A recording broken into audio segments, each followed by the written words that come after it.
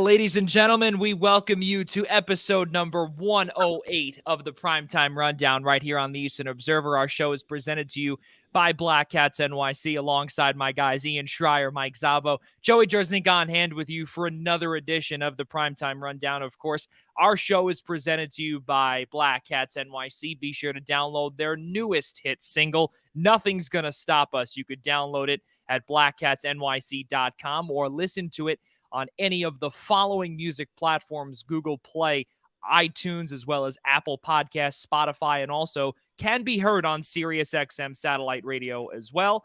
So a lot of good things up ahead for them. We cannot thank them enough for providing us with our open as always. But let's start off with seeing Ian Schraier for the first time in quite a while, and you know we said this a few times actually, or I said this just before we went live, Ian, is that it's always a treat having you here now because it's like a rare occurrence. It's a lot of good things when you're here. I wish that we're a little less true, right? It's last week I came down a little ill and thankfully feeling better. And I was thinking, I feel like the last time I was on this show, we were still promoting "Run Rudolph Run" as the song. I know, of the Black Cats. I know. Yeah, that's what we do. I blink, and the Super Bowl's here, and the NHL trade deadline has come early for a couple of the local teams, and it's an exciting time. I mean, I can't believe football's over this weekend. We're going to start getting into more of a hockey fix, and then start previewing the Major League Baseball season. It's crazy. I mean, listen, Ian. Look outside now. It was just 60 degrees today, and there's, knock on wood, there's no winter weather in sight. Mike Szabo, look at you. It almost looks like you're at the beach. Yeah, I mean, you just stole my opening line there. I mean, we really thought, it doesn't feel like Super Bowl weekend. We just had an April day outside, perfect day when you and I would be calling a baseball or softball game where it's 60 degrees. You got the sunglasses going as we got the headsets on and everything, the tent set up and all. It's perfect spring day. Yeah, absolutely. Well, we can't thank everyone enough for making us a part of your Friday evening. And of course, for those that are listening on the following audio platforms: Google Play, Apple Podcasts, Spotify, iHeartRadio, and Odyssey, we cannot thank you enough for listening to us here as an audio podcast. So guys, of course, as Ian brought up, Super Bowl Sunday is upon us in just about 48 hours time. We got a chance to see who is going to be inducted into the Pro Football Hall of Fame in August, which will come, rather quickly.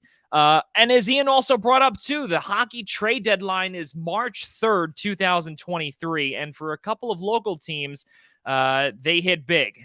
So we'll definitely discuss that. And of course, Major League Baseball and the World Baseball Classic. But of course, as we always do, let's start off with football. And of course, Super Bowl Sunday is upon us. Eagles versus Chiefs. Mike, we got a chance to talk with, of course, Glenn Irby from the Eagles Wire, USA Today Sports last week. And of course, we also spoke with 610 KC's Nick Schwartz.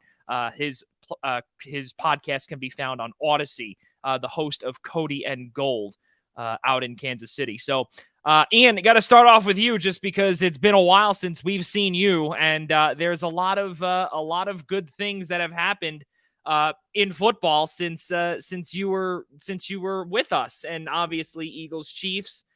As we said off camera, this is going to be our week of predictions, our weeks of discussing it and dissecting it. And now it's Ian's time to dissect and to start us off with what his thoughts are all about here with this. He's obviously favoring the Chiefs, but let's hear what he's got. Excuse me. First off, that is not necessarily true. Secondly, I actually go back to this whole, it's been a while since I've been on the show. I mean, if people are tuning into the Eastern Observer and following us on social media, they would know that I'm also heavily involved of late in our instant reactions. So that is very true. We don't have a live show, which feels like every few weeks these days. We're always getting our content out there to reach out to our viewers and keep them well informed of what we're doing. It's funny. I was just talking to some family members earlier this week about my predictions for the Super Bowl. And I'm sorry, I just have a tickle in my throat. And it's very interesting because they were like, you've got to be rooting for the Chiefs, right? And I'm like, I'm gonna put my Giants bias, my NFC East bias here aside. I mean, this has got to be arguably in terms of seeding, how evenly matched these two teams are. I mean, this has got to be one of the better Super Bowls I think that we're in line to see in a few years. I think this could go right up there, right, with the way the teams are playing and the way they match up.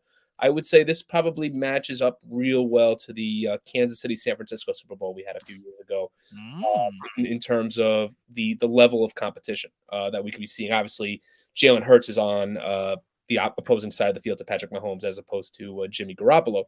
But the more I struggle with this, I'm leaning, and I know the report today from Rappaport and Schefter was that the Chiefs do not have a single individual on the injury report. Like not even anyone's listed as questionable going into Sunday's game. I'm still leaning Philly here. I really, I think defensively, who's going to keep Patrick Mahomes, who's going to be able to limit Patrick Mahomes is going to make the difference in this game. We really have not had to see Jalen Hurts, who's coming off the injury that he had towards the end of the regular season. We really haven't had to see him step up and play a big role yet in the playoffs. If you really think about it, if you look at the Giant game 2 weeks ago, the game was over by half. 3 weeks ago, the game was over by halftime. You look at the game, the NFC Championship game against San Francisco, Brock Purdy's out by the end of the first quarter. The Eagles are kind of just playing great defense and flipping field position well and kicking field goals all game, and to a point where they really didn't need to do much offensively. They were doing just fine with running the ball with Miles Sanders and Kenneth Gainwell and letting their defense do all the work. Now we know Chris Jones and everything that Kansas City has going for them on the other side of the field, but when you match up the skill players and you match up who's on the field, obviously the experience of a championship of that championship caliber rests a little more with Kansas City, considering the recent success. But I think ultimately the fact of the matter is that the Eagles defense this year has been nothing short of superb, elite, and I think that makes all the difference in the result that's why for Sunday's game, I'm definitely leaning Philly over Kansas City. It's wild because you brought up just a few moments ago about, the journey that Jalen Hurts and company have had to take here in this Super Bowl, or rather in this Super Bowl run, and to get to this point. And the Giants essentially did not show up to Philadelphia in the divisional round.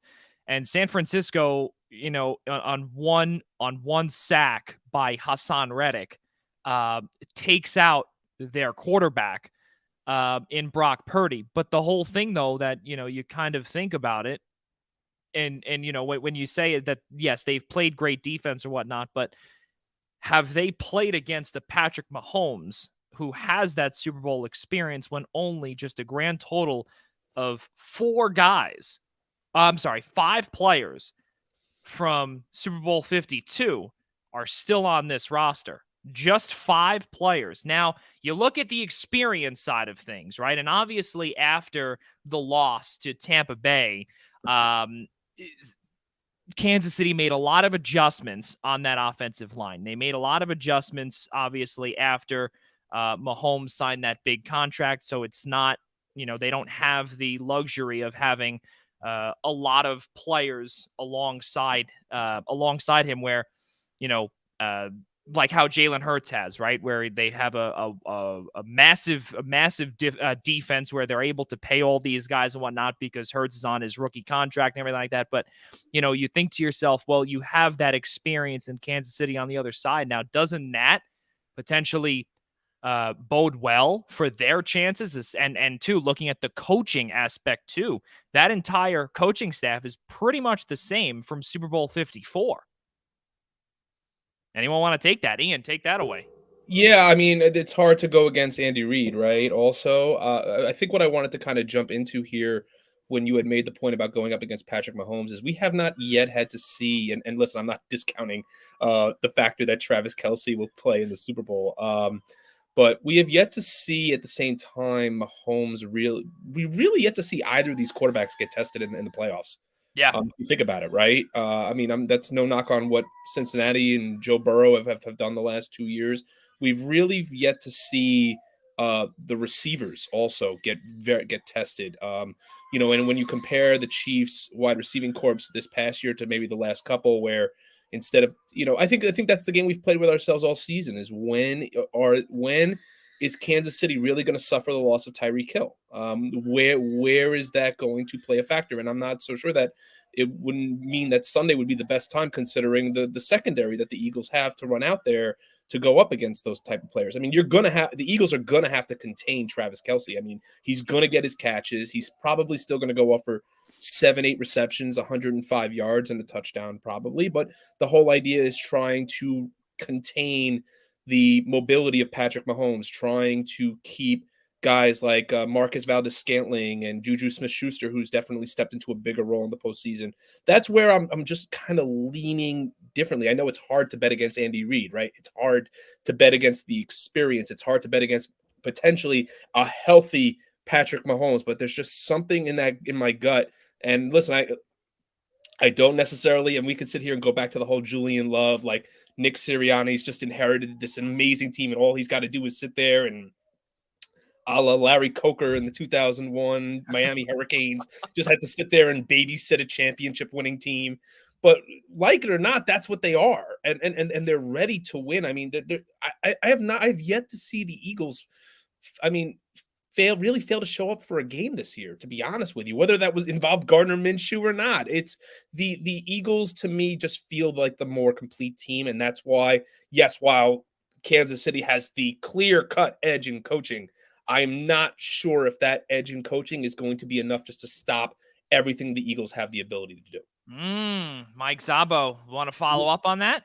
Yeah, when it comes to coaching, I mean, it's the tale as old as time, student versus the master kind of thing. The Nick Sirianni way back when, Andy Reid's been doing it way longer since I've been alive, and that sort of thing.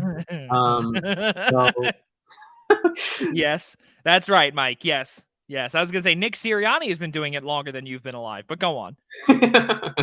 But so yes, as Ian says, the experience level is there for Kansas City. If you want to take it back to Super Bowl 54, it's the Kansas City is like minus a circus play. San Francisco would have won that Super Bowl if not for a 1 in a million circus play, that deep throw to Tyreek Hill and whatnot. Yeah. And then that's where the avalanche all fell and Kansas City wind up winning. So San Francisco is kind of comparable in that the Eagles have just been so fantastic this year defensively, and they've only had one loss this year with the healthy Jalen Hurts. They've been the most consistent team in football all year.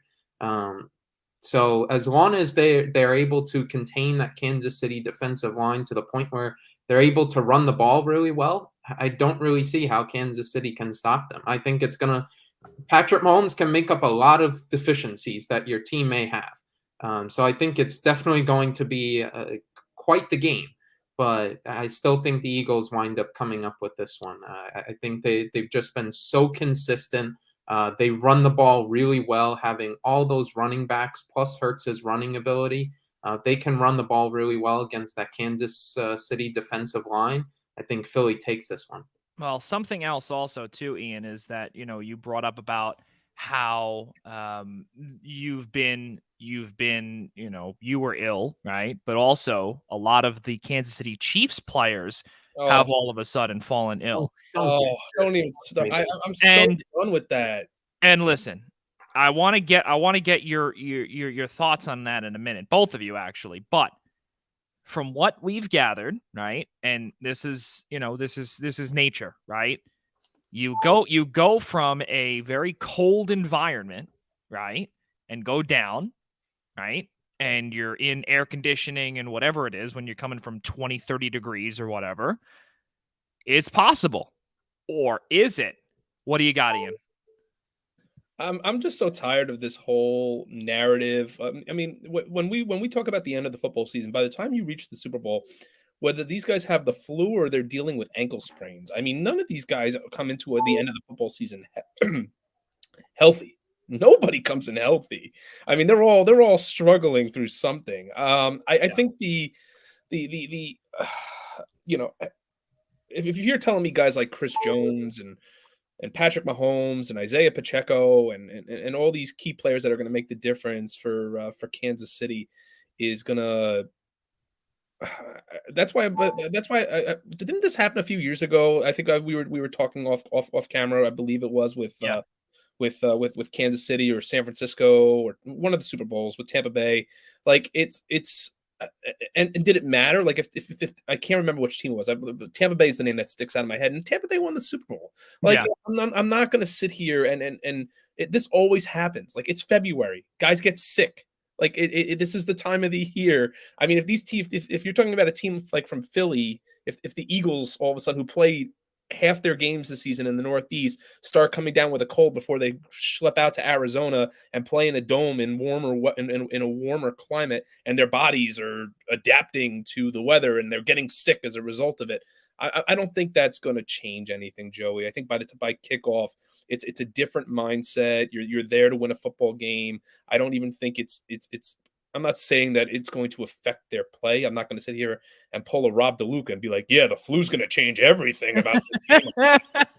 But it's I think we're getting a little off base, but at the same time, I think just discussing this as a point is ridiculous. Yeah. Ultimately, the both teams are going to come to play Sunday. The best team is going to win, and I just think right now that team is Philadelphia, just on the credit alone of they are just the more complete team. Yeah, so many different factors, Mike. Go on. Joey, Lane Johnson would laugh at you for even suggesting that about the flu stuff with Kansas City. I mean, Lane Johnson would sit there and you're saying you're complaining about a runny nose. Come on now. And listen, I'm not the one complaining about the runny nose. This was an actual report that came out from inside the Super Bowl bubble.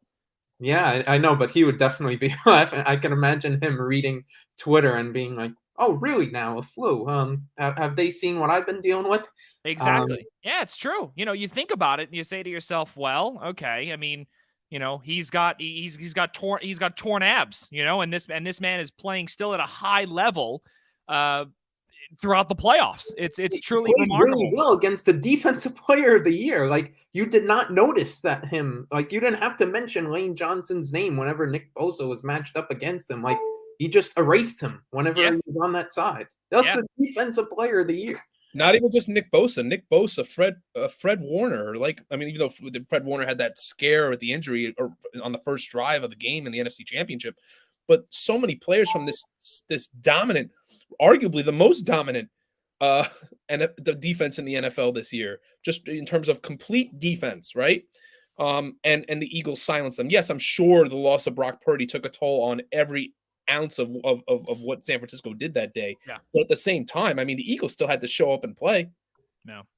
Yeah, right. And I'm sure this is killing Joey to hear two lifelong Giant fans praising the Eagles like this, but there's not I don't want to say that there's not much to argue. I mean, we've been saying it all year. I've been saying it since week 4, as much as Joey just wants to hate me for praising Jalen Hurts, but that's been the case. The Eagles have won with him. They've won without him.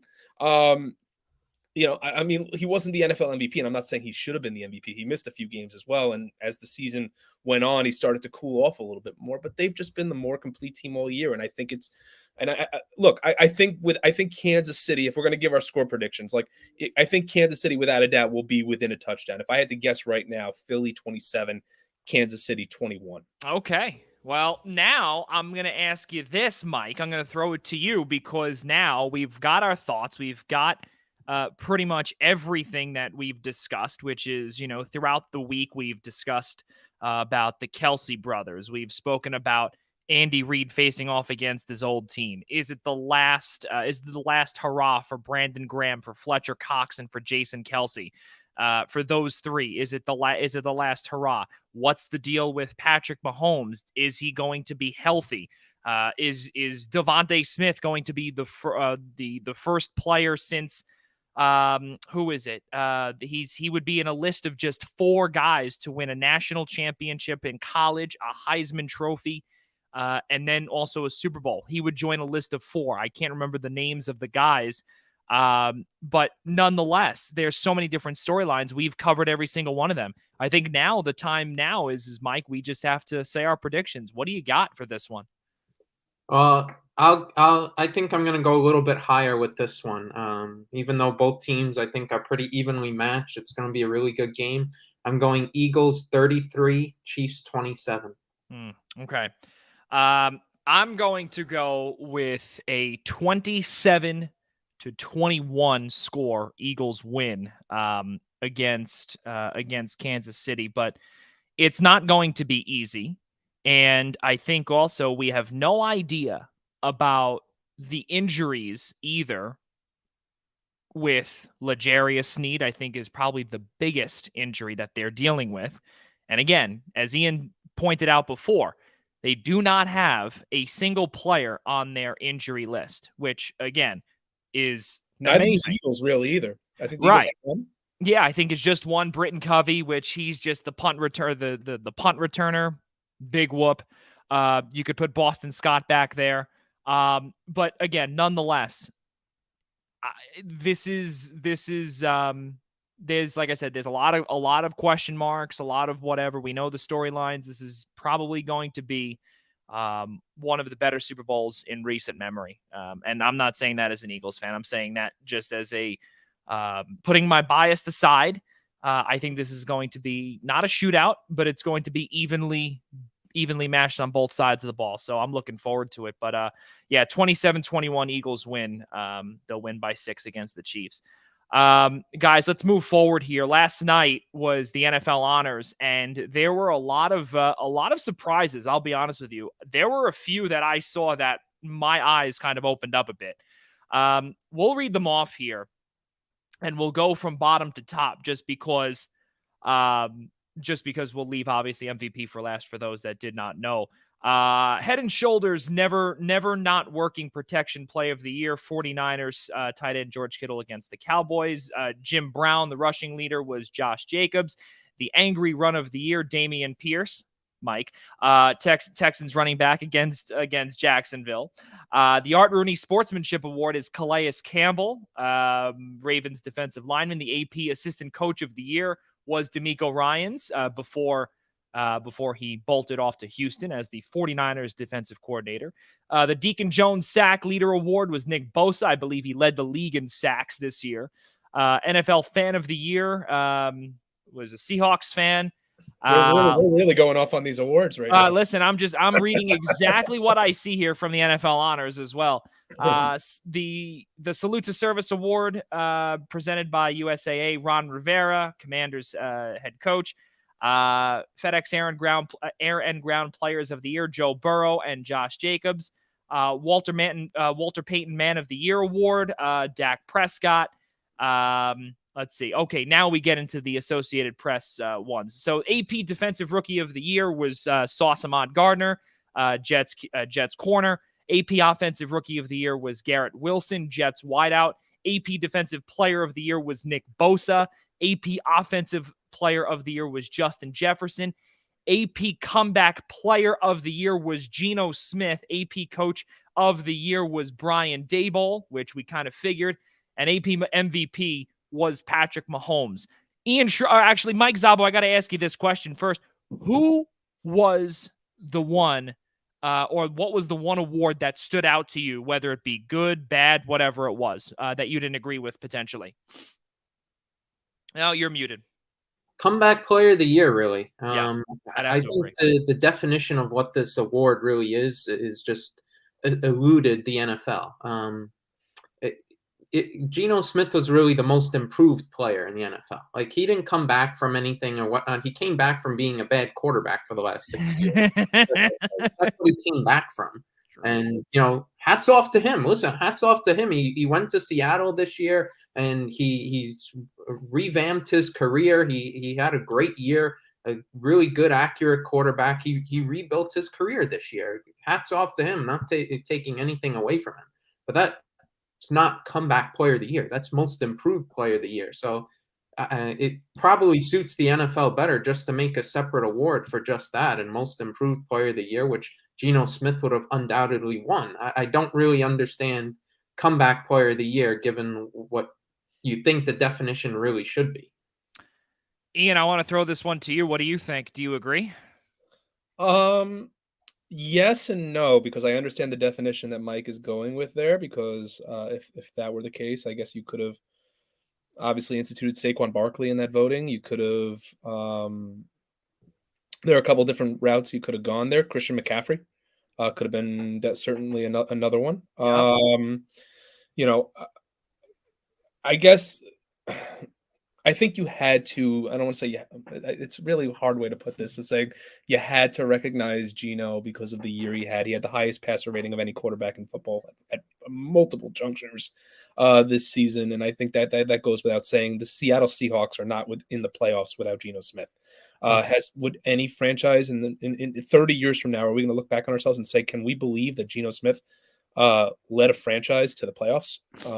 When the Seahawks were just supposed to be this sputtering franchise that ended up finishing second in their division with teams like the Cardinals and the Rams trailing them. No, I didn't see that coming. So yes and no, right? I understand. I understand where Mike's coming from. I don't think the institution of a most improved award would not be the worst thing in the world. I'm pretty sure the NBA has one. So I don't think, again, that would be that'd be kind of interesting. The award that I think that kind of jumps off the page at me a little bit, and I'm fine with the winner, was Offensive Rookie of the Year. There were a few different players that could have, because the three players that arguably the top vote getters for that award, besides Garrett Wilson, are Kenneth Walker and Brock Purdy. Yeah. And when you look at their resumes, the three of them, now remember, this is a regular season award. It does not count postseason. It sure might factor in if they led their team to the postseason, but it does not factor in postseason performance. It's a strictly regular season award. So if you take the sample size of their seasons, Garrett Wilson started off as the hottest rookie in the league with the Jets, and then kind of cooled off second half of the year as Zach Wilson cooled off. Right. Kenneth Walker was up and down on injury. Yeah. Brock Purdy didn't get the nod until with about 4 or 5 weeks left in the season. Yeah. So, if you're looking, so the reason I'm okay with the winner is because he was arguably one of the most dynamic receivers in the league. But at the same time, if you want to sit there, if they want to sit there and give the award to a player who encompassed an entire season, then Garrett Wilson is the right selection there. But I think I'd be curious to see how the voting finished with Purdy and Walker behind, because obviously Kenneth Walker was such a huge piece to that Seattle offense, in addition to Geno, and everything with Brock at this point is pretty self-explanatory. To me, though, again, just by looking at this, though, especially with comeback player of the year, I understand that a quarterback will definitely supersede a running back in terms of comeback player of the year, right? Because a quarterback is a lot more, I don't want to say precious to a team, but a lot more valuable to a team as opposed to a running back, right? So we see a quarterback win MVP every year. Exactly. Every year. Unless some defensive player jumps off the page, quarterback is the NFL MVP every year. Right. And again, the whole thing is that, to me, I look at it where Seattle still had a lot of pieces, right? They still had pieces. And again, I'll say this about the Giants, and it's not anything bad. That the fact remains is that if it was not for Saquon Barkley, in my opinion, they would not have gone to the playoffs. I really don't think so. I agree. I think that Daniel Jones, though, has definitely improved. No doubt about it, where he would be able to get them to, because what did they finish? 9-6-1, right? Yep. So let's say 9-7-1. 9-7-1. So then he would be, let's say, maybe 7 wins. Let's say 7 wins without Saquon, because he really did well. He performed well under Mike Kafka and Brian Daboll. He really did. Mm-hmm. But the thing to me, though, is that Saquon's rushing numbers and just generally what he was capable of doing this season, I mean, again, he came back from another torn ACL. He had his net rush yards was 1,312 yards. Right now, I understand the fact that Geno Smith, he's there. The reason why he got the award was because, again, we brought it up. Quarterback is much more valuable than a running back. And you look at some of the numbers here, 4,282 passing yards, which was good for 8th overall in the NFL this season, just behind Josh Allen and Jared Goff. Actually, one yard shy of Josh Allen this year, by the way, in passing yards, which is a pretty good comparison, or a pretty good player to be behind. I just believe that Seattle was not as big of a disaster as the Giants were. I really don't think so. And I think that Seattle still had a good foundation when the Giants had their foundation cracked, and they were able to eventually rebuild it with Saquon Barkley as their number one, in my opinion. But and you know what? Ian's right. The quarterback is always going to be number one wherever it is. Well, because it's the most valuable position in any sport, but also like Justin Jefferson was the offensive player of the year, right? That's right. But like you could make the argument, right? Even though, to Mahomes' credit, I don't think that there was a more valuable quarterback to their team this year in terms of the talent around. If you look at the whole picture, including skill players, that there probably wasn't a more valuable quarterback to their team this year than Patrick Mahomes, arguably. Can you name? I mean, I don't want to say can you name one, but I'm like, when you take the full picture, tight end, offensive line, wide receiver, running back, and everything around them, could you name someone who did more with less? Yeah, I guess. I mean, I think to myself, I would then have to go with with that. I think to myself, Daniel Jones. But he's not the MVP. I mean, like here's my thing. I think the most valuable player of the NFL this year, hands down, was Justin Jefferson. Minnesota is nothing. Minnesota is nothing without him. I mean, like let's look at it that way. Like when you say the word most valuable player, the way I've always had it kind of explained to me is that if you're the most valuable player of the league, right, you are the one player that is irreplaceable to your team. And I'm not saying Patrick Mahomes isn't in Kansas City, but take Justin Jefferson out of Minnesota, Detroit probably wins the NFC North or Green Bay, right? Yeah. Take Patrick Mahomes out of Kansas City. I'm not saying plug Chase Daniel in there and everything doesn't change, but like that's where my issue with the whole MVP voting lies, because it's not a rigged system, but it's predicated on quarterback's the most valuable position in sports. What quarterback did the most with the least? And in that case, it's Patrick Mahomes.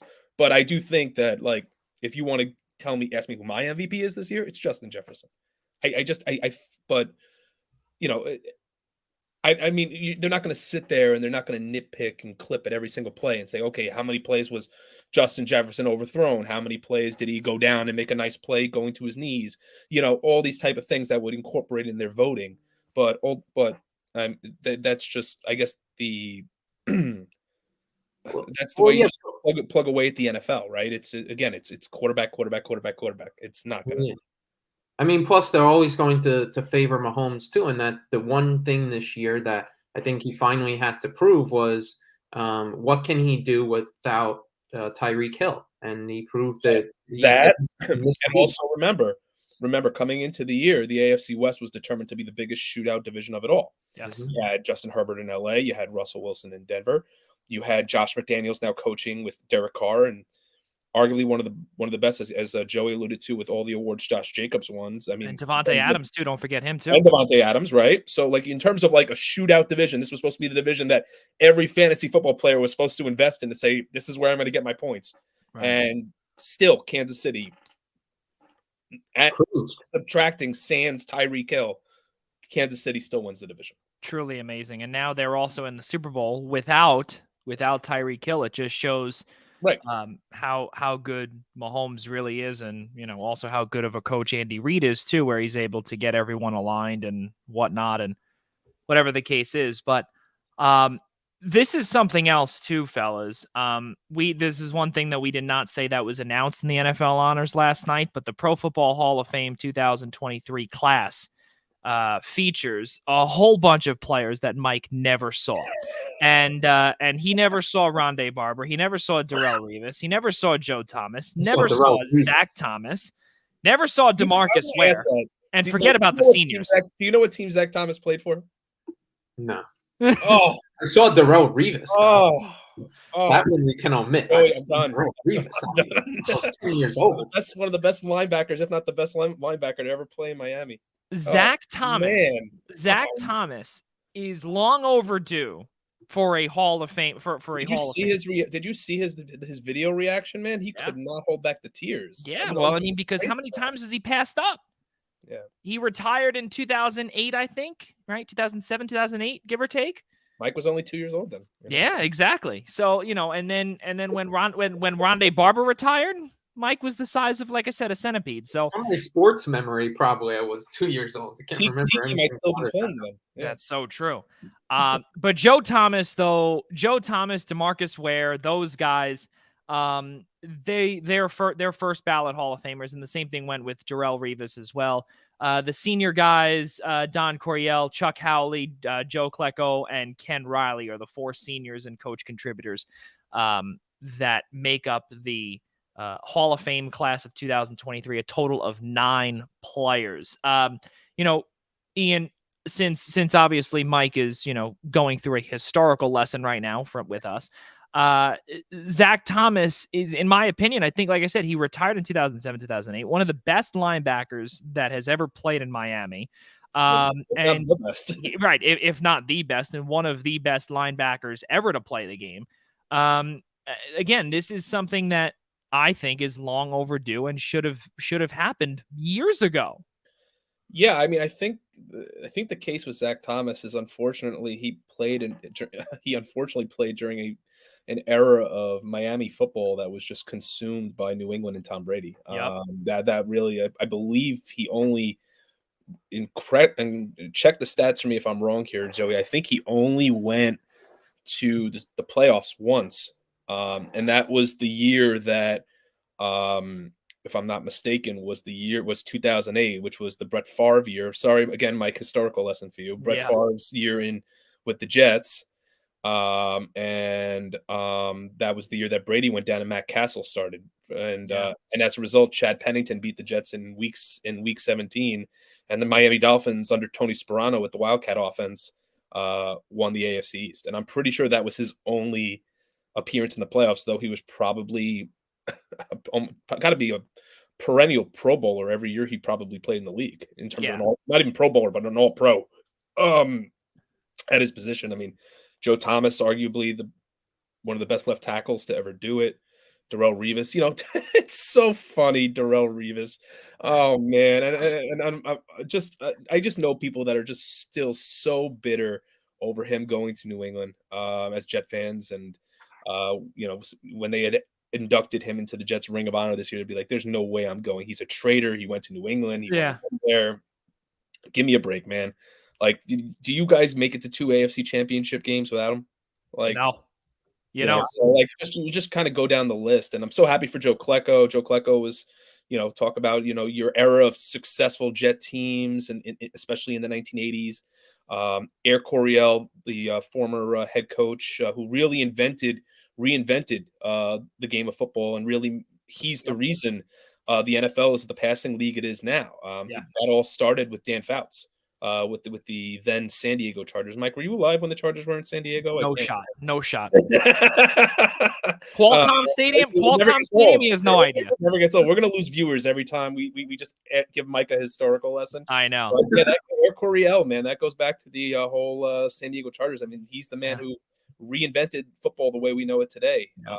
So it's very happy with this Hall of Fame class, and obviously DeMarcus Ware has been giving me nightmares since I'm a kid in the NFC East, and especially with his fantastic career with the Cowboys. Oh yeah, there's no doubt. And Joe Thomas, you want to talk about a player who really never saw the playoffs with the Cleveland Browns? My goodness! But guess what?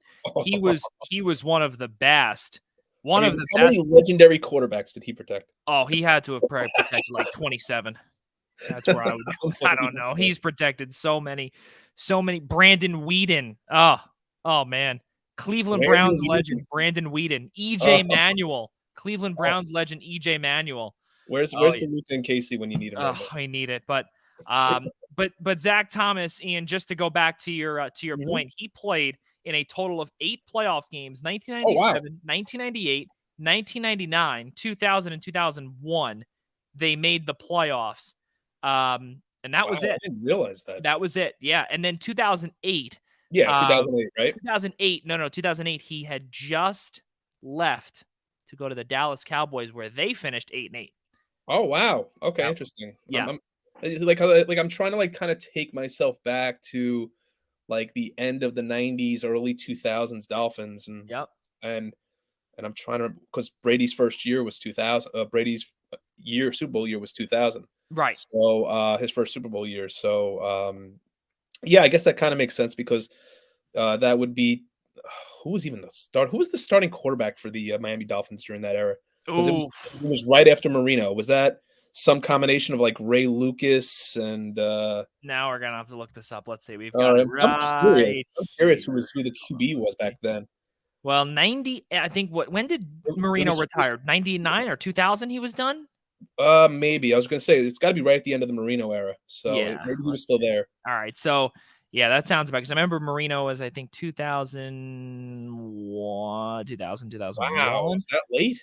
Yeah. Oh, Jay Fiedler.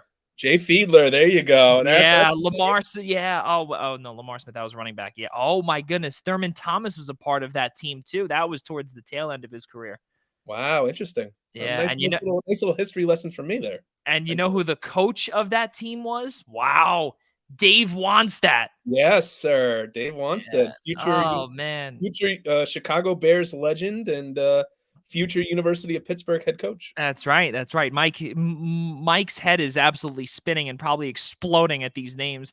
Mike, if you want, we'll just take over for the next like 20 minutes. What I take away from this historical lesson is that better late than never, but the NFL Hall of Fame has so much less drama. Check. Oh, Mike, Pro Football Hall of Fame, my man. We got to get you to Canton, Ohio. Oh, man. Let me tell you something. Mike, that was one of, and again, even though for me that trip was nearly 17 years ago already, right? 17 years ago, I was out in Canton for Troy Aikman's induction, as well as Reggie White's induction, as well as Thurman Thomas, Harry Carson. I was there for. That was one of the coolest atmospheres I was ever at, and you need to go there too. I will say this though, when you don't go, if you're not going Hall of Fame weekend, it's probably one of the most underwhelming Hall of Fames you can visit. That is, yes, I'd have to agree. Yeah, I would 100%. It's a little underwhelming. I'm not gonna lie. That is definitely true. If I can remember correctly, yes. But there was you were there during a different time though. It may you've got an unfair advantage there. When did you go? I was there in 2010, but I wasn't there for Hall of Fame weekend. Oh, okay. Yeah. We were my Christine and I, we were traveling from Pittsburgh to Cleveland, and we stopped in Canton in between on the way up. Yes, and yeah, I gotcha. Okay, yeah, Mike Szabo, you have to you have to pretty much get out of your house. I think is really the way to go. Baby steps. I checked off the bucket list of going to an NFL game, so now here's the next step. Look at you. I was gonna say the next thing, like I said, then we just have to get you. We have to get you out of the Happy Meal era. No, I'm just telling you, I'm not driving them there. Yeah. Oh man, Mike, get on a plane for once in your life. All right. Let's keep on rolling here. And obviously with the NFL, there's so much to talk about. But again, we've hit on every single topic. But I think something that we need to discuss, though, okay, fellas, is this. Guess who's back in the United States? Cliff Kingsbury. He's back. He's not in Thailand anymore because his lady friend decided to skip town. And he is meeting with the Houston Texans to potentially work on the staff of D'Amico Ryans. Where is our guy Kyle Madsen when we need him? But you know what? He'll be a coordinator. He doesn't have to ruin the Texans just yet. He might not even be good enough to be a coordinator. He might just be like an assistant or something along those lines. But you know what, though? This is something else, right? And we know. I mean, he's going to get the Joe Judge treatment. He'll become an offensive assistant. He might, coordinator. Heck, he might be backup water boy at this point. Oh my gosh! Listen, I think the big thing here is that he's interviewing with the Texans, and this is something that I just say to myself, I haven't figured out a name of it yet, right? We know the Chargers are always going to Charger, right? That's really what we figured out. can the Texans always Texan? I guess would be the I like. mean, I don't. I guess they'll play in the Saturday 4:30 game. That's how Right. Texans. And the thing though is that again, all joking aside, is that open offensive coordinator position is go to say that's what Cliff Kingsbury flew back to the States for, was to interview for that position. In my opinion, I guess. What the hell are you thinking, D'Amico Ryans? But hey, listen, you want to start off your tenure with a horrendous hire? Go right ahead. Something else that we do know with Houston is that Matt Burke is expected to be hired as the defensive coordinator for the Houston Texans under D'Amico Ryans. Do we expect him to be the play caller? We really don't know for what's going to happen on the defensive side of things. We expect probably D'Amico to still be doing that, but nonetheless, that is something there that we will have to monitor. Guys, something else too, which is really a sad state of affairs. We know how good Taylor Lewan was with Tennessee as the left tackle. He's expected to be cut in the next couple of weeks from Tennessee, and we know about how Jack Conklin was a big deal there, kind of like that two-headed monster on the tackle side of things when it was Marcus Mariota, and then it was Ryan Tannehill in the beginning of the year, but then just too much money went to those tackles, and they obviously had to choose between Conklin and Lewan. And Lewan just tore his ACL, actually. I believe it was against the Giants, actually, in week 1 this past year. So, he's had an injury-riddled few years, and he's now just going to cost way too much money. But it's really sad, Ian, because we remember about, like, really after Joe Tom, and see, it does come full circle. After Joe Thomas retired, all eyes really in that region shifted over toward Taylor Lewan and Jack Conklin. Yeah, I mean, from an NFL perspective, I mean, if you look at like kind of some of the franchise left tackles of that time, I don't want to say of that time because it's not that many years ago, but like Trent Williams be another name. Now obviously he's in San Francisco. Do you want to go back and throw Jason Peters' name in that mix? Do you want to David Bakhtiari? But I think in terms of, yes, I mean, I remember when the Titans, if I'm not mistaken, it was in back-to-back years in the first round that they drafted Lewan and Conklin. So like they had solidified, done what so many Giant fans wish they would have done themselves in terms of drafting a left tackle and a right tackle year after year that many years ago and establish that kind of success like they did in Tennessee. But yeah, no, it's unfortunate to hear he's going to get cut. I mean, we'll see I'm sure somebody will pick him up. He's got 2 years of experience. When he's healthy, he's one of the best left tackles in the league. Should he not get picked up, I'm sure there are plenty of teams that would love to move him inside and pay him at a lesser price tag. But that's still about a month away now. So we'll see what happens. But unfortunate news in terms of the career of Taylor Lewan, just in terms of his time in Tennessee, appears to be up. Mike, do you even know who Taylor Lewan is? Don't do this to me, please. No comment. Oh, man. All right. Well, Mike, we'll have to just throw this over to you instead. Who do you think is going to be the Cardinals' next head coach? Do you have any idea? I was going to ask him who's going to be on Sesame Street. Kafka. That's who it's going to be. Well, the Giants will be shopping for a new offensive coordinator next week, probably. I'll say this. I do think that once the Super Bowl is over, Shane Steichen will be the next head coach in Indianapolis, though. Yeah. Yep. I'd have to agree with you there. Yeah. It's the writing is pretty much on the wall there, and they indirectly said it is that Steichen is a finalist for the job, and you looked at the other names after Wink Martindale is no longer being looked at. Right, Wink Martindale, but then you also look at the other guys, Aaron Glenn, the former defensive coordinator in New York Jets legend, man. New York exactly, yes. New York Jets legend. Detroit Lions defensive coordinator. It's not, and then the interim tag on Jeff Saturday. I think the chances are pretty good that it's going to be Steichen, but we'll have to wait and see.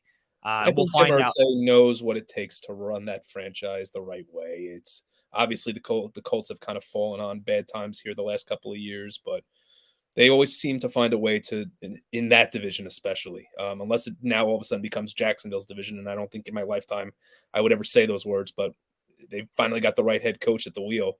I think it is their division, is for sure. I don't disagree, but I think at the same time, I think it's been Indy's division for a while, and I think when they when you hear things like the Colts are really struggling to do anything right, he's got to step in and make and do what's right, because they've just been a franchise that's been predicated on success and winning division titles and contending for the AFC South repeatedly. Yeah. So they want to make sure that they get the right head coach in there, even though Jeff Saturday would be quote unquote the sexy pick, right? You're taking that alum, your franchise center that played with Peyton Manning, and I mean, you're basically, you might as well be hiring Peyton to coach your franchise in the eyes of Colts fans, but that doesn't necessarily make him the best X's and O's guy either. Yeah. Guys, let's move forward. We brought up about the hockey trade deadline, the National Hockey League, March 3rd. That is, I believe, the first Friday in March, which oddly enough is, I think, in like 2.5 weeks or 3 weeks or something along those lines. Insanely quick. It's rolling around, folks.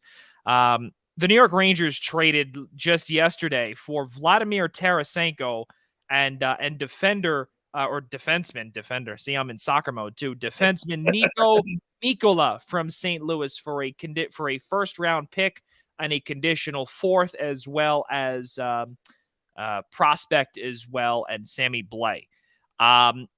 So I want to start with Mike here, because Mike did well at the podium. He did really well at the podium. He does a decent job coaching the team as well. But in all seriousness, though, again, GT, call him MS or whatever we want to refer to him as. There you go. Right. This was, I believe, and I hate to say this was a fantastic deal. They got him on the cheap.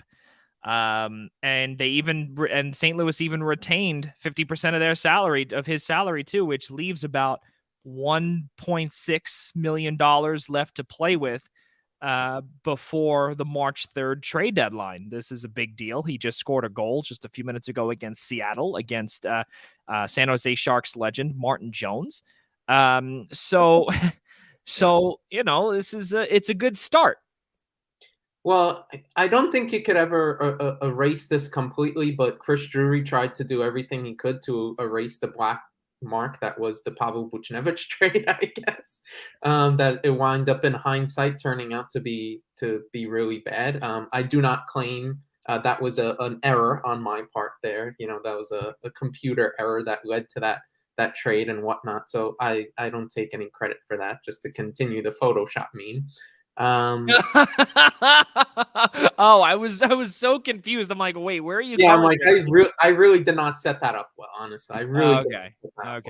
But well, yeah, technically, technically, this is Gerard Gallant, so you're actually the coach of the team. But close, good. Go on. Give him another month, and Aaron Boone will be right out there on the show. Exactly. Yeah, that's it. Yeah, you see, that's it. It's a wrap. Yeah, he's almost getting ready to be a savage. Go on. So I think from a lot of Rangers fans, it was a great day in that last week.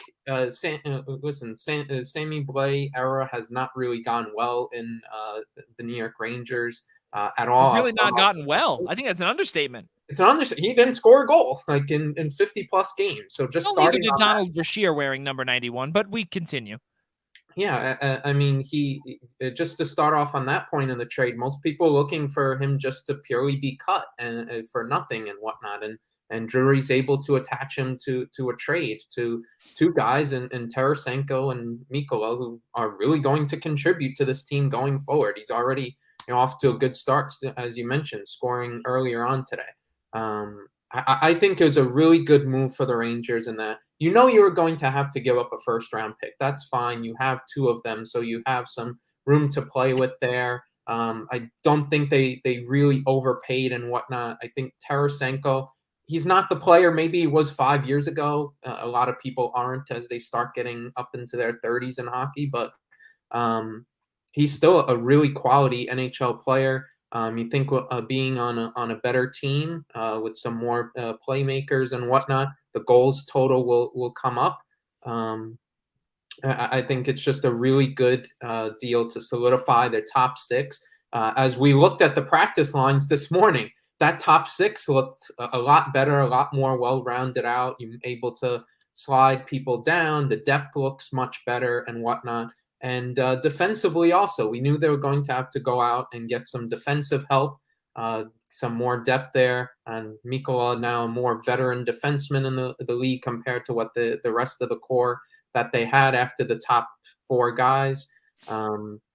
And he'll be there to help shore up Schneider on the third pairing and provide some more depth and experience. So I think the Rangers made out with a really solid deal. They didn't seriously overpay. So hats off to Chris Drury. Good bit of business yesterday. Ian, I got to throw this over to you. What are your thoughts?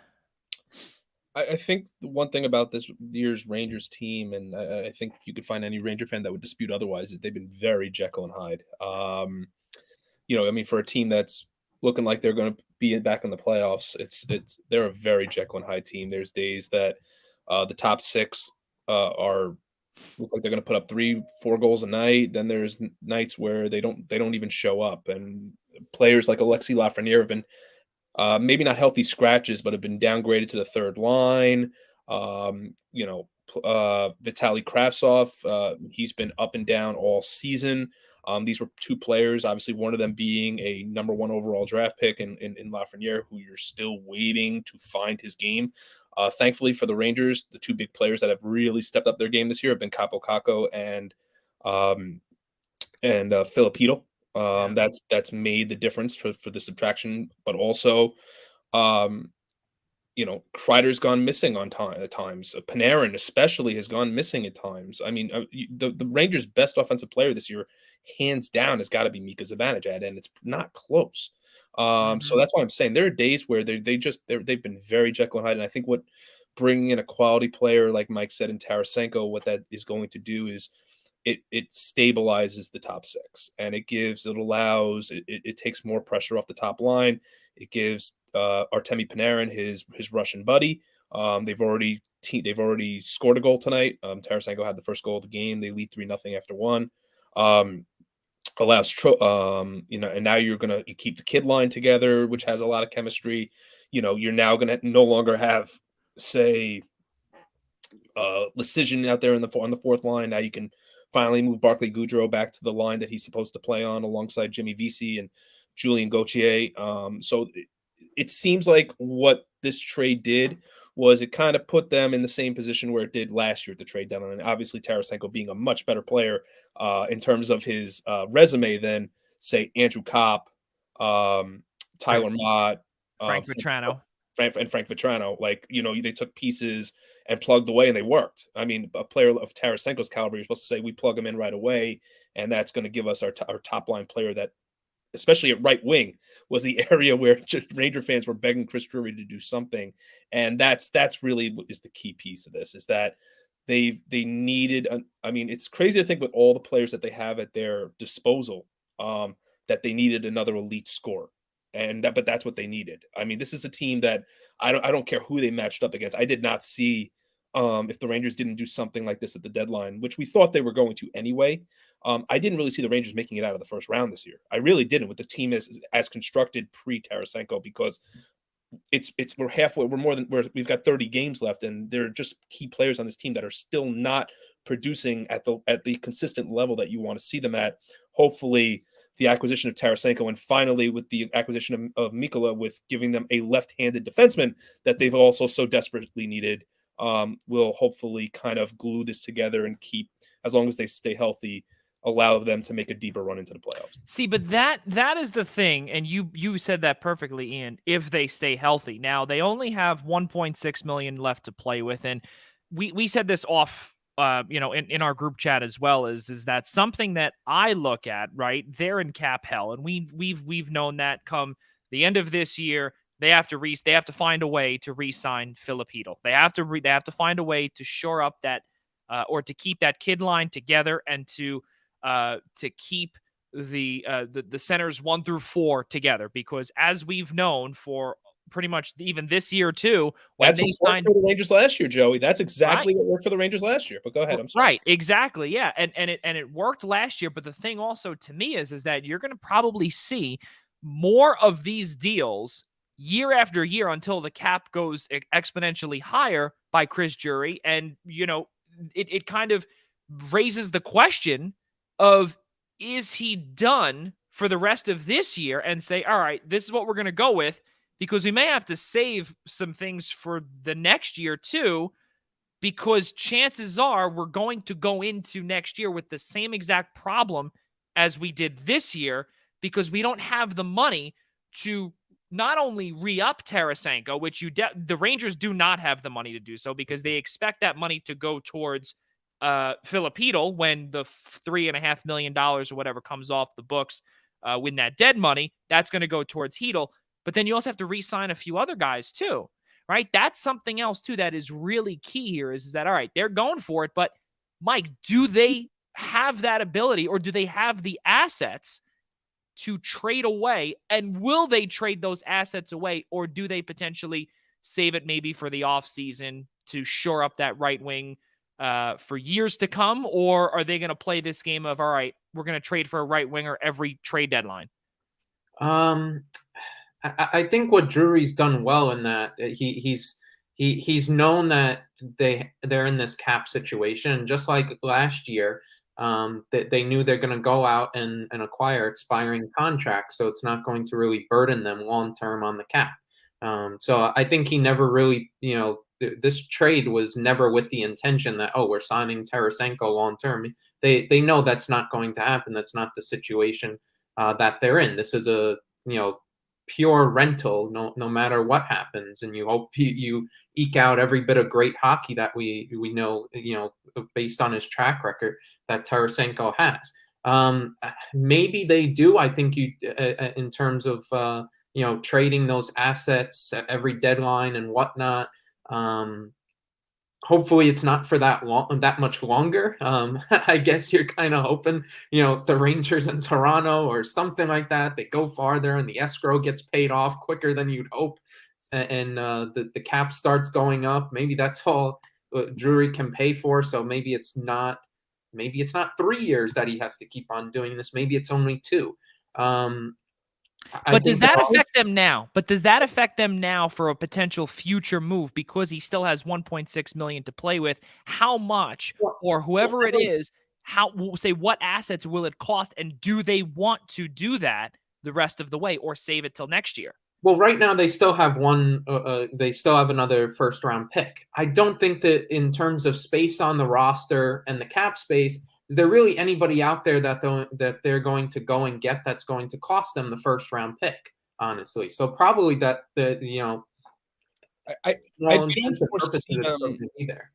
don't foresee them, Chris Drury, at this point, looking at least at years down the road as we get into 23, 24, 25, him starting to continue to trade picks. They're going to have to make clear-cut decisions on guys like Alexis Lafreniere. They're going to have to make clear-cut decisions on guys like Vitaly Kravtsov. Eventually, they're going to have to pay Keandre Miller. Eventually, they're going to have to pay, like this offseason, Filipino. They're going to have to potentially pay, if he keeps his game up like this, Capo Caco. I don't think Chris Drury, even when they had signed Artemi Panarin to that big contract, I don't think that their vision, even if you go back to Jeff Gorton and JD's decision-making to go through that whole rebuild to allow them to only compete for 1, 2, maybe 3 years, the window is supposed to be a lot longer than that. So I'm not sure, Joey. That's a great question, and I know Joey is always the cap guy, and understandably so. Like he's reading the tea leaves, and as well he should. I don't know what the next move for them really is at this point. I mean, the window is open for them right now. Clearly, they're going for it, but also this isn't something with these young players that they could just decide we're going to cut bait here, get rid of Panarin, get rid of Kreider, get rid of all these players that are making high cap, and we're going right back into rebuild mode. So he's going to have some tough decisions he's going to have to make. I mean, granted, they've got guys like Matthew Robertson waiting in the wings in Hartford, but eventually, it really all depends. Can they dump Zach Jones on somebody the way they did with Nils Lundqvist. Like these are things that these are some big decisions he's going to have to make come the offseason, especially because we're going to be right back in this same position of deciding who's going to fortify that top six, or are we right back here all over again come next February or March?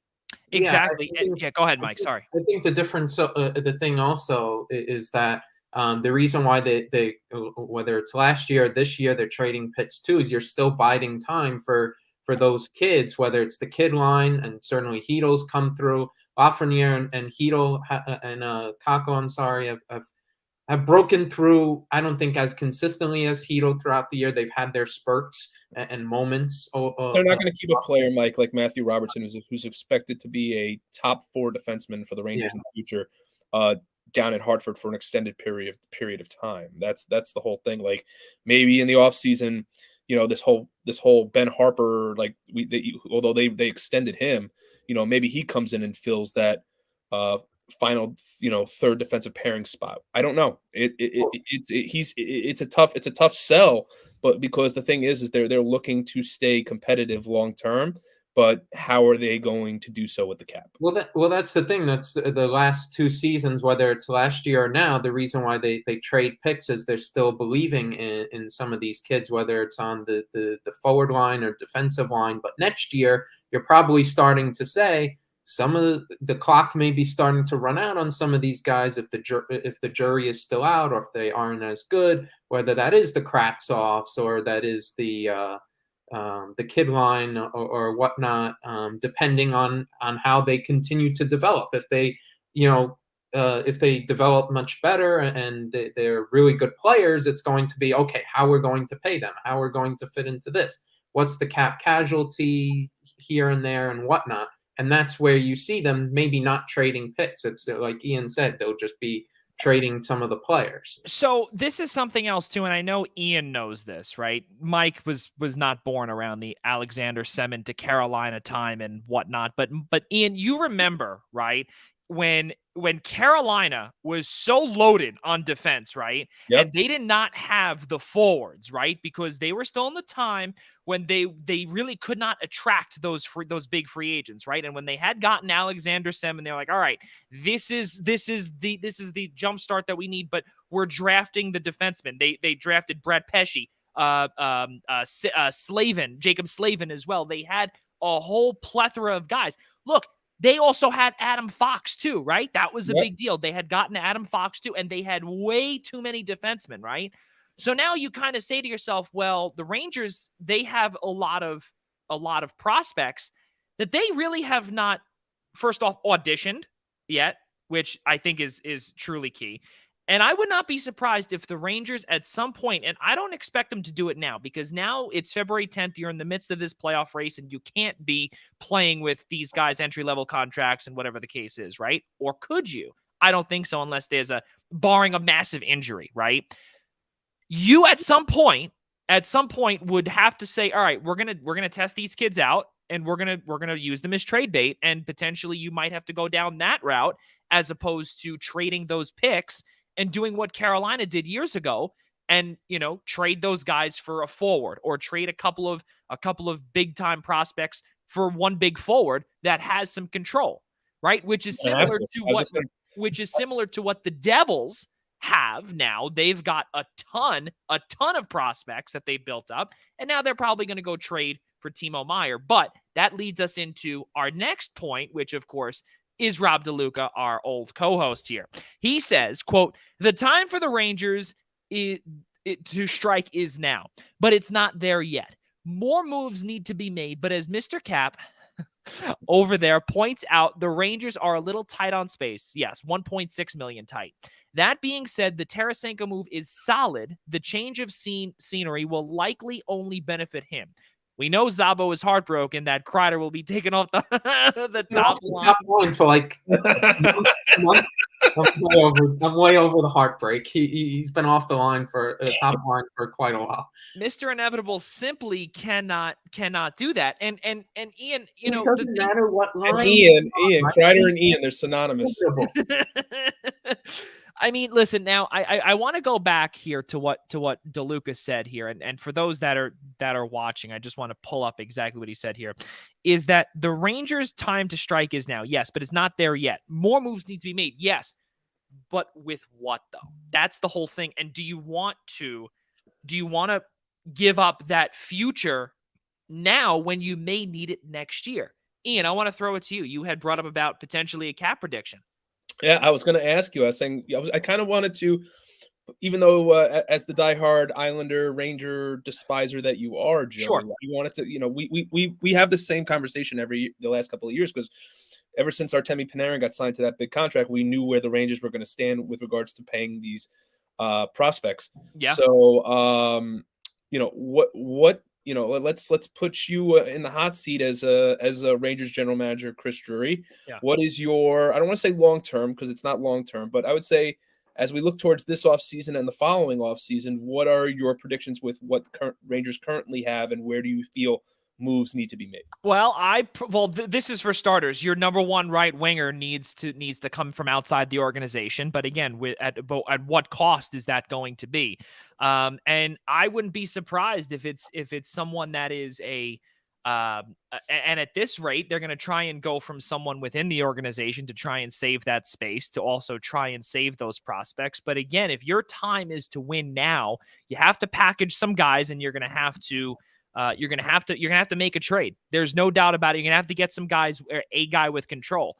To answer your question fully, I look at this roster and I say to myself, there's 4 guys: Panarin, Zibanejad, Kreider, and Trocheck, who all have no movement clauses, not modified or any no trade clauses, no movement. Now that scares me. Those 4 scare me. Now I understand why Vinny Trocheck was given that, because he wanted the term and he wanted the security, right? So you would think, but the problem though is that no movements are handed out like hotcakes now.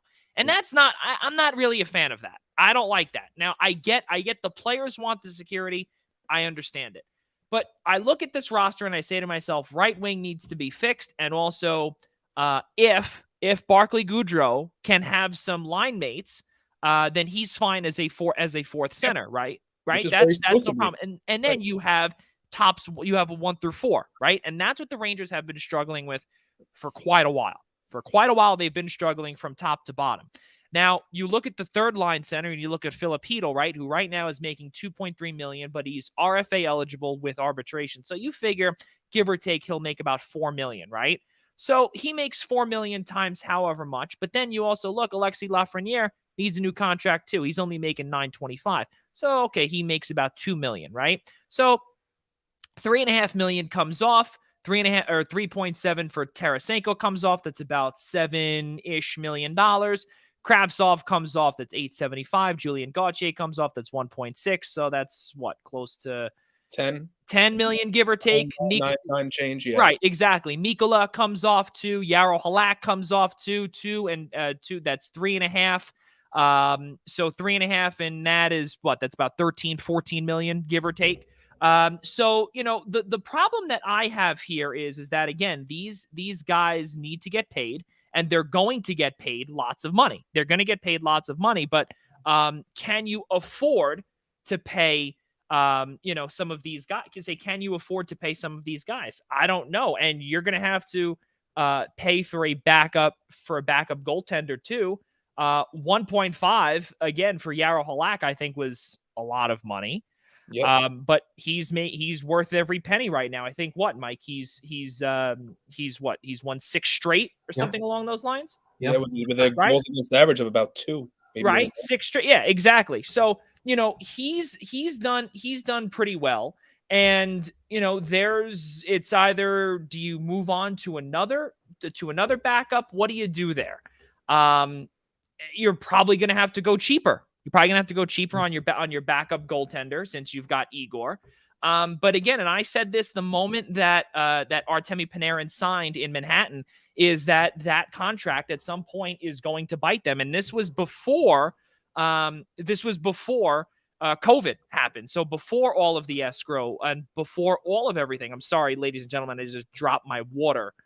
So I'm kind of drying this up here so I don't ruin anything. So, figures. This is called karma for being the Rangers hater that I am. So, but yeah, so basically what it comes down to is they need they need a lot of things to go their way, and they're going to have no choice but to start trading their prospects, because I think trading picks, we've seen it with Toronto. And I think that's honestly a really good comparison. You keep trading picks over and over again, your prospect pool depletes. If you want to try and stay in the times and keep your prospect pool growing, you trade away the prospects, and then you have a solid draft. And I get it's sometimes a win-lose, or it's a very questionable thing, because you can flop on the draft, right? And you could still have the players, or you could trade away the players, flop on the draft, and then you're screwed either way. Correct. But you have to take that chance. That's a very big deal. You have to take that chance. And that's the route that I see. Well, that's my big question. That was really the question I wanted you to answer, Joey, was really because it seems like they're more in a position where they'll probably have to trade prospects for something bigger. You have to. Than try to hang on to some of these guys, because the whole plan of this whole entire rebuild, with the letter that, Jeff Gordon had constructed at the time and told Ranger fans, stick with us. It's going to be a tough few years, but it's going to take about 4 years, but we're going to get where we want to be. And Chris Drury was part of that administration, and now with him taking over, I can't imagine that the vision, whether or not how much involvement James Dolan has not probably changed much. So I mean, the whole idea is not to have Vinny Trocheck and Artemi Panarin and Chris Kreider and Mika Zibanejad and all these highlight players on the same team that fill your top six with a kid line of a number 1 overall draft pick, a number 2 overall draft pick, and then you paid Barclay Goodrow, and say to yourselves, okay, well, if we just we made it to the Eastern Conference Final, maybe if we get to the second round this year, we could just package that up and say, okay, it's time to just start over again. I think Ranger fans would riot. So it's the plan here was for this team to compete over a window of, kind of in a similar way to the Tampa Bay Lightning, 6, 7, 8 years. And I think they're going to have to make some type of move. And I think I agree with you, Joey, where it's going to be what type of player they're going to try to go out and acquire, and what prospects is it going to cost them to do. Yeah. And it's really unfortunate too that, and again, there are times when I like to be right, but this time for Rangers fans, again, I do not envy what you guys are going through. When it comes to navigating the cap around Artemi Panarin. And that is exactly what you're doing here, because he's being paid $3.1 million more than Mika Zibanejad. So is Panarin worth it? Yeah, I believe that he is worth it. But when they signed him, to try and jumpstart that rebuild. And they tried to jumpstart that retool. And I think that it was one of those, all right, I don't want to call it a desperation move, but it might have just been that for Jeff Gordon, kind of like, all right, well, one final thing, or one final signing, we're gonna bring him in. And listen, he's done well. He has done well, but we have seen times this season when he's only done well on the power play and he can't get anything done 5-on-5. And you need someone to get the job done 5-on-5. And again, I don't want to sit here and praise Lou Lamoriello for what he's done, but what I will say though is that, granted, he never won a Stanley Cup under the current cap under the current cap situation and whatever it is, or in the cap era rather. But the way he's constructed his roster, numbers wise, is off the charts. Oh, without a doubt. Numbers wise. Oh, well, Bo Horvath just to begin with. Now. Well, yeah, exactly. But we'll get into that later on, if not another time. And also keep in mind too, Ian, you brought up how they needed to pay K'Andre Miller too. He's a restricted free agent, so he'll probably get one of those, pre-big Charlie McAvoy deals. He'll probably get that bridge deal or whatnot. But again, with $15 million, you do not have that much to play with, and you're going to have no choice but to trade for someone there, or someone's going to have to go, or you might have to trade away. Again, you're probably not going to trade a guy with control. But you might. It's not out of the question where you might start the season with Jimmy Vesey on the top line on the right side come 2023-24.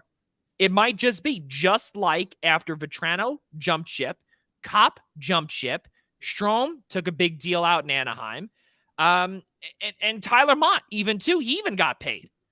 Right. So, and I know you guys also want Tyler Mott back. Who doesn't? Tyler Mott was fantastic and played great for the Rangers. But at the price tag that he's at, no shot. And you're also trying to navigate too 3.641667 for a fourth line center. Now, granted, Casey Cizikas was paid a lot of money. He was, but it was stretched out in term, right? No problem. But 3.6 for a fourth line center is, I think that might just be the highest paid fourth line center in all of hockey. And that's a lot because now, again, with the cap not jumping as high as most people thought, these are the let's see. I'm actually intrigued before we get to the Devils because I want to pull up what DeLuca said here. You said that all with salt in the world that he chose Manhattan, not the island. You know what?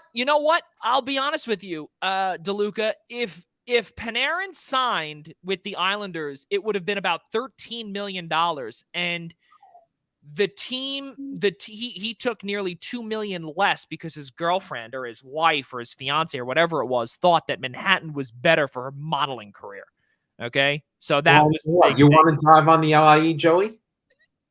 Oh, you want to drive into Manhattan on the LIE? I guess that's what she probably thought of. Yeah, I'm sure that's what she thought of. Yeah. No.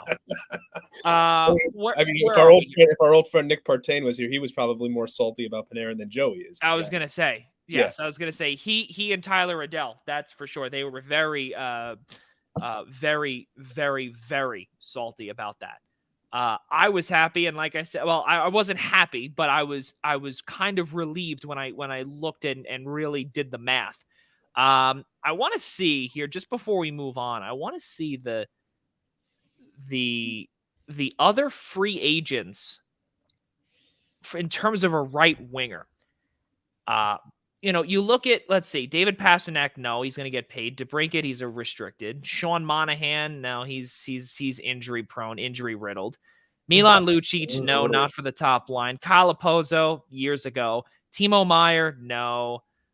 Jason Zucker, no. Gustav Nyquist, no. Jesper Bratt, no. Patrick Hornquist, no. You're screwed. That's pretty much what it comes down to. Unless you go towards. I mean, I would love Alex DeBrincat, but he's not going anywhere. Yeah, exactly. And now he's also a restricted free agent too. That's not happening. Maybe there's a name on there that we haven't heard of yet. Let's hear it for the summer. Oh, I don't have a name on my mind. Oh, okay. Well, I mean, listen. I listen. If you needed someone, on the left side, you could have gone fairly cheap with Evgeny Dadonov, but again, he doesn't really fit that mold of a first line guy, and he shoots left too. You need someone that shoots right and whatnot. But listen, we know other right wingers that have shot left, but it's their offside and whatever. But I mean, we've said it before that there's going to be a lot of tough decisions going forward. Someone is going to. I mean, some fans are going to be annoyed. Maybe there's going to be some beloved fan favorite of ours that is just going to be chopped off, and maybe it's not for the best, but maybe cap-wise, that's what they're going to have to do. Maybe one of the younger players is going to go, maybe not exactly the kid line, unless he starts picking it up. I don't know what Vitaly Kravtsov's future is really here on the team. Yeah. Well, Kravtsov's coming off the books anyways. I mean, unless they pay him, which at this point I don't think they are. Yeah, I don't think so. I think the question mark becomes Lafreniere, potentially becomes a casualty. Yep. It's like the jury's still out on those guys. That's what the tough part about it is like you've seen spurts from them. Maybe you start.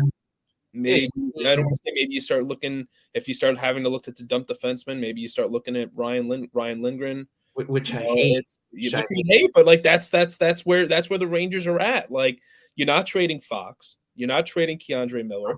Trouba's wearing your C. He's not going anywhere. Obviously, no one's taking anybody off your third defensive pairing. So where exactly are you turning? Right? I mean, I mean, no one's taking Panarin. I mean, I'm sure anybody would take Panarin. I mean, he's not being traded. They're not trading Zibanejad. They're not trading Kreider. They're not trading 4 guys with no movements. We could forget about. Not even that, but like even if it was even if you had to throw a name out there just to even for pure conjecture, right? And you start throwing out like people, they're gonna look at you like you have 10 heads if you start throwing Philip Heal's name out there. So it's it's Lafreniere, it's Lindgren, it's I mean, you don't want to start throwing those names out there because you're like, oh no, he's untouchable. Well, no, they're not untouchable. No, someone. That's what I'm saying.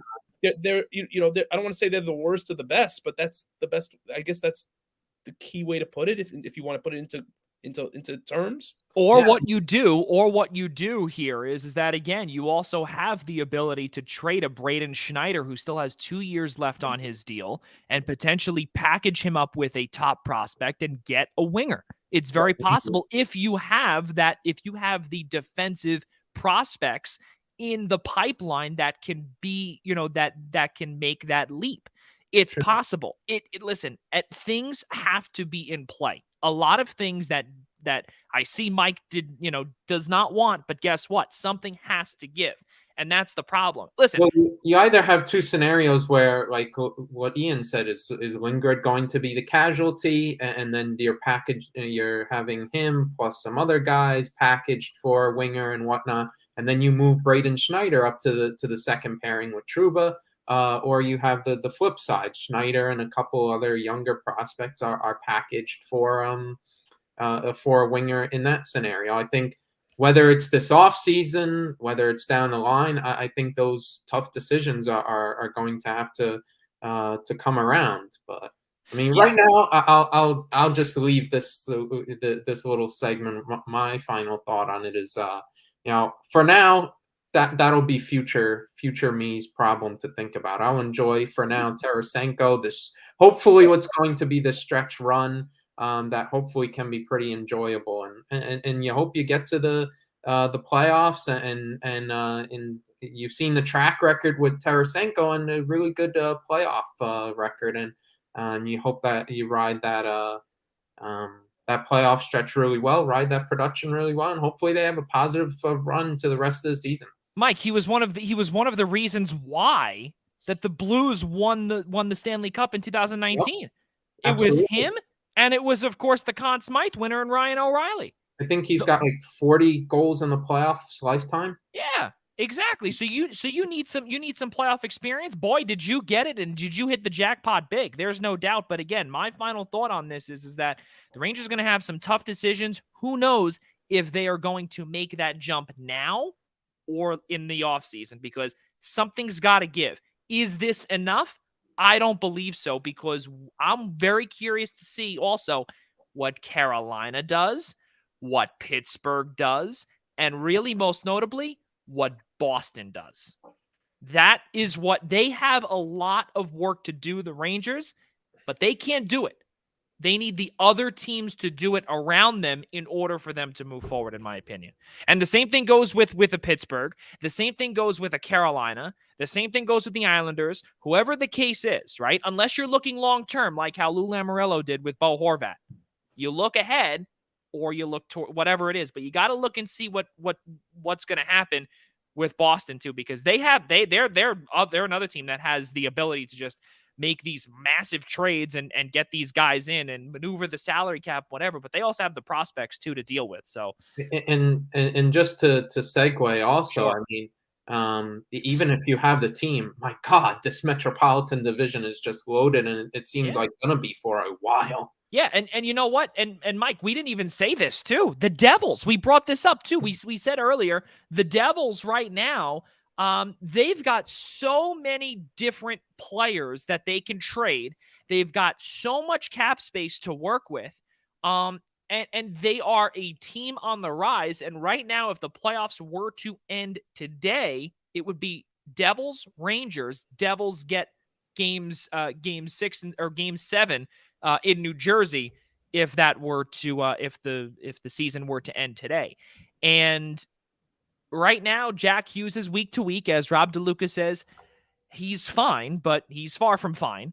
What we also know is that Timo Meier has been linked to the Devils because of the asking price that the San Jose Sharks want for Meier in return.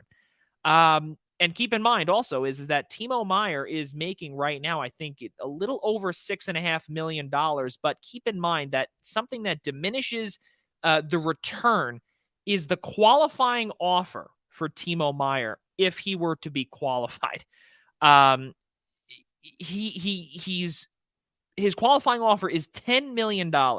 He's making 6 right now. He's restricted free agent with arbitration eligible. They've got the prospects. They've got the picks to trade the Devils, and now is the time to make the move. And again, this is something else. I look at it from the Rangers' perspective. You know, the Devils have so much more to work with than the Rangers do. And right now in the points, the Devils are, I think, 5 or 6 points or even 7 points ahead? 6.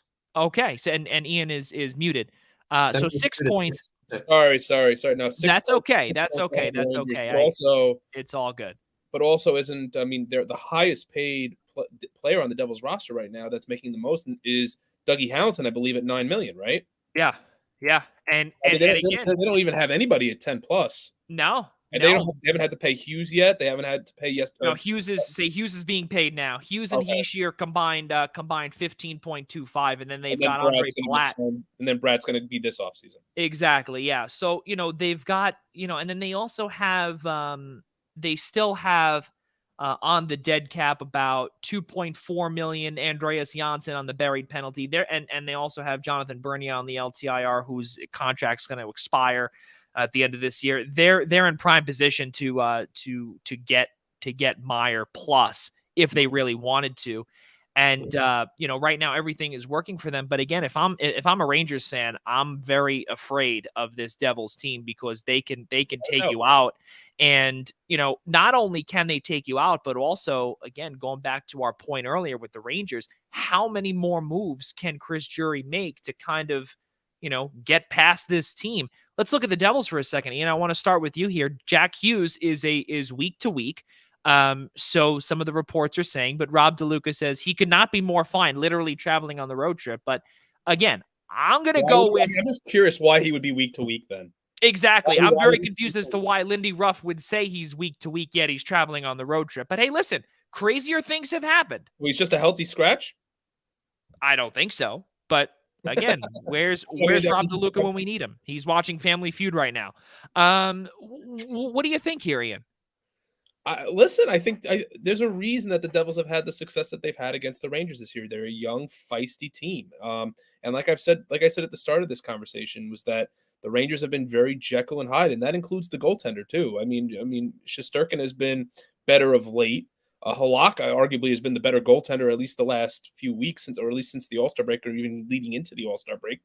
I just think that with the Devils, it's hard to argue, with the type of players and the talent that they have. I mean, Hughes is playing like an MVP. This is the Jack Hughes that the Devils knew they were getting when they drafted him 1 overall. Yep. Nico Hischier, his issues has been health. He's been healthy. Sharon Govich, Dougie Hamilton, Tomas Tatar. I mean, you go Severson. John Marino, big trade that he is one of the reasons why this team is the way it is because Severson, right? They're like we've been saying for a couple of years now, and even this is when even DeLuca co-hosted with us that the Devils were going to be a team on the rise. Like when they got out to that hot start, I think it was 2 years ago, where we were all kind of like jumping on the Devils and said, "This is it." Like they're finally, like maybe I think the year after the COVID season. Yes. Like this was going to be the time to start being on the lookout for the Devils. Did they have the right guy behind the bench though? In Lindy Ruff, turns out it is, but the talent is there. I mean, they've done such a great job of. It's taken about a decade, but they've finally done what they've needed to in assembling the right talent, and that talent has been healthy. We would definitely be strumming a different type of instrument if anything with Hughes is going to be long term. Then even more so, I think we're going to ring the bell a whole lot more about Timo Meier, but this doesn't surprise me at all. They're a gritty, hardworking Lindy Ruff team, and when you've got a guy like Jack Hughes who's just scoring every night, and lest we forget also Andre Palat, right? You went out there and you signed for a guy with cup winning experience. And he was out for a while too. Keep in mind, he was out for a bit. I mean, how vital is that to any franchise? So, I mean, like I said, before the acquisition of Tarasenko, and I thought, if they were playing the Devils first round, I mean, I still don't like the fact that they're going to, I would hope, down the stretch that maybe the Rangers as a fan will jump the Devils and maybe the Rangers will have home ice. But the way you got to look at it is that before Tarasenko, I didn't think the Rangers would get out of the first round. Now they definitely have a shot. It's just as a Ranger fan, you did not like what you were seeing in the first 50 games of the year. I mean, yeah, they were competitive. Yes, they were winning games, and yes, they're staying well above the cut line for the playoffs. But at the same time, there's not, when you said to yourself, okay, is this team ready to compete in the playoffs before this move? I didn't think they were. So, kudos to DeLuca and the Devils and doing what they finally need to about staying healthy and acquiring the right pieces last offseason. And we'll see if Timo Meier becomes the next. Last point here, Mike. Go ahead. Yeah, I think we all expected, like Ian said, this was going to be a team on the rise, and I think they're a little further. They're much further on in their progression than I think we thought they would be this year. I think we probably thought that they're moving up. That maybe they're right around where the Rangers are, if not slightly below in the standings, things like that. Like if we're just looking at the points kind of margin and all that sort of stuff. But they've been much better. They got off to an unbelievable start. Still such a good, like Ian said, good hard-nosed team. And I think a lot of the guys were that team overall, like ahead of that. I think a lot of us expected, they're going to contend for the Metro Division title maybe next year. This is going to be the step up. I think if they acquire Timo Meier, they without question can contend for just to bring up DeLuca's comment here for a second, saying everything is fine in New Jersey, but they need this move. I think they need this move if A, something's wrong with Hughes, or B, they need that move more to cement themselves as a potential Metro Division contender. I'm not saying that they aren't now, but I think this would put them over the top. Absolutely. And without question, this Jersey team can dispatch the Rangers in the first round of a series. You have the space, you have the assets and whatnot. Why not go for it? And Timo Meier, Phil Hughes, to what they already have, my God, that's quite a dangerous team going forward and into the playoffs. All right, so our final thing. This is either a yes or a no. I'm going to start with you, Ian, first.